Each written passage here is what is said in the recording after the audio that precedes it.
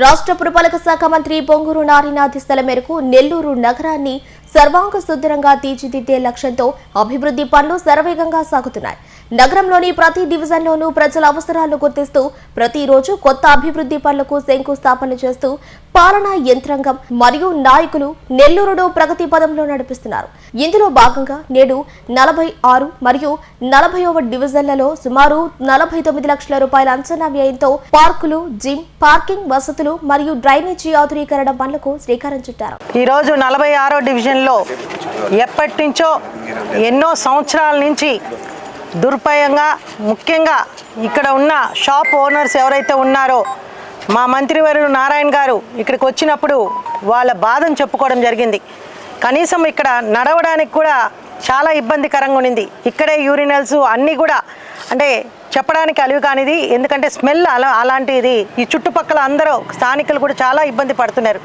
దీన్ని 2-3 సార్లు ఇక్కడ తిరిగి ఆలోచించి ఒక విషయంతో మంత్రి గారు ఇమీడియట్గా ఇక్కడ ఒక పార్క్ని ఏర్పాటు చేసి ఆ పార్క్లో జిమ్, ప్లే ఏరియా ఏర్పాటు చేయమని చెప్పి, అదేవిధంగా ఇక్కడ ఉన్న వాళ్ళందరికీ కూడా షాపింగ్లో ఉన్న వాళ్ళందరికీ కూడా షాప్ ఓనర్స్ అందరికి కూడా పార్కింగ్ అవసరం కాబట్టి పార్కింగ్ కూడా ఏర్పాటు చేయమని దాదాపు 34 లక్షలతో ఈ కార్యక్రమాన్ని మొదలు పెట్టమని చెప్పడం జరిగింది. ఈరోజు ఆ కార్యక్రమాన్ని 46వ డివిజన్ తరఫున అందరం కలిసి ఇక్కడ స్టార్ట్ చేయడం జరిగింది. మన అందరికీ తెలుసు, ఇది దాదాపు 2000 సంవత్సరంలో మేము కౌన్సిల్లో ఉన్నప్పుడు ఈ షాప్స్ అన్నిటిని శాంక్షన్ చేయడం జరిగింది. ఇక్కడ ఒక స్థలం ఉంటే ఇది పాత కూరగాయల మార్కెట్ అని అప్పట్లో ఉన్నది. దీన్ని షిఫ్ట్ చేసిన తర్వాత ఇది నిరుపయోగం ఉంటే దీన్ని కౌన్సిల్లో పెట్టి ఆనాడు ఇక్కడ షాప్స్ శాంక్షన్ చేయడం జరిగింది. తర్వాత మనకి కొట్లు కట్టడం జరిగింది. కానీ ఈ కొట్లన్నింటినీ కూడా సరిగ్గా యూజ్ చేయట్లే, ఎందుకంటే ఇక్కడ ఉన్న పరిస్థితులు బాగలేవు కాబట్టి ఇక్కడికి వచ్చి ఎవరైనా షాపింగ్కి రావాలన్నా ఇబ్బంది, షాప్ ఓనర్స్ కూర్చొని వ్యాపారం చేయాలన్నా ఇబ్బంది. కాబట్టి ఇలాంటి పరిస్థితిని గుర్తించే మంత్రి గారు ఇమీడియట్గా ఈ కార్యక్రమాన్ని చేపట్టడం జరిగింది.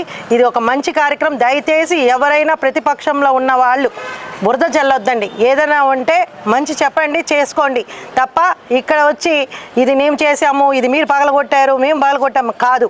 కనీసం నిర్భయంగా ఉంటేనే ఆ వాటర్ ఇది కూడా ఆ రోజు తీసేయడం జరిగింది.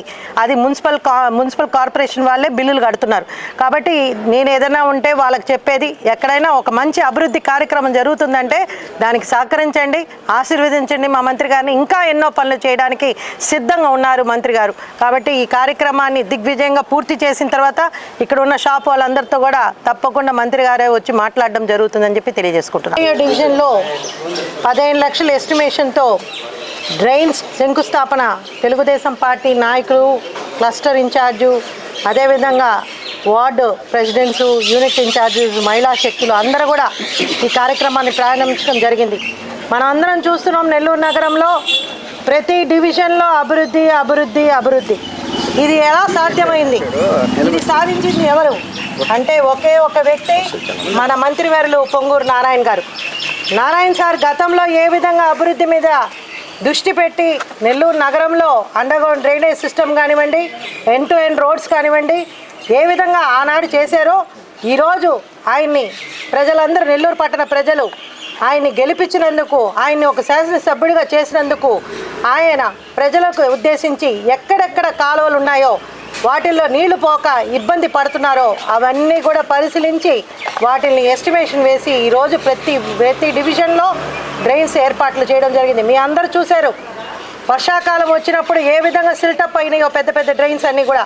కానీ వాటిని యుద్ధ ప్రాతినిధ్యంగా వాటి అన్నిటిని కూడా చేయడం జరిగింది. ఈరోజు వర్షాలు వచ్చినా నీళ్లు ఎక్కడ నిలవకుండా పోయిందంటే అది చేసింది ఒక మంత్రి నారాయణ గారే. అలాంటి ఒక వ్యక్తి, ఒక ఆలోచన ఉన్న వ్యక్తి, ఒక విషన్ ఉన్న వ్యక్తి మంత్రిగా రావడం నెల్లూరు పట్టణ ప్రజలు చేసుకున్న అదృష్టం. అందుకే ప్రతి డివిజన్లో ప్రతి వీధిలో అభివృద్ధి తప్ప ఇంకొకటి కనపడదు. ఎవరు మాట్లాడాలన్నా, ఎవరైనా వచ్చి విమర్శించాలన్నా వాళ్ళకి కనపడేది శూన్యం. కానీ ఏదో ఒకటి మాట్లాడాల ప్రెస్ ముందు అని చెప్పి మాట్లాడడం తప్ప ఇంకా అక్కడ కనపడేది ఏమీ లేదు. కాబట్టి దయచేసి ఎవరైనా అభివృద్ధికి సహకరించండి. ప్రజలను కూడా కోరుకుంటున్నాం, మీరు కూడా సహకరిస్తే ఇక్కడ జరుగుతున్న పనులలో కొన్ని చిన్న చిన్న ఇబ్బందులు రావచ్చు.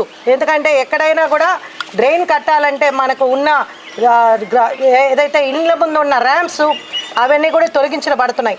వాటికే మేము అందరం కూడా ఇక్కడ ఉన్న ప్రెసిడెంట్కి కానీ బూత్ కన్వీనర్లు అందరికీ చెప్తున్నాం, మీరు ఎప్పుడైనా వర్క్ చేస్తే అక్కడున్న ప్రజలందరికీ కూడా ఇంటిమేషన్ ఇవ్వండి, ముందుగా చెప్పండి, చెప్పిన తర్వాతే ఆ కాలువలకి మొదలు పెట్టండి అని చెప్పడం జరిగింది.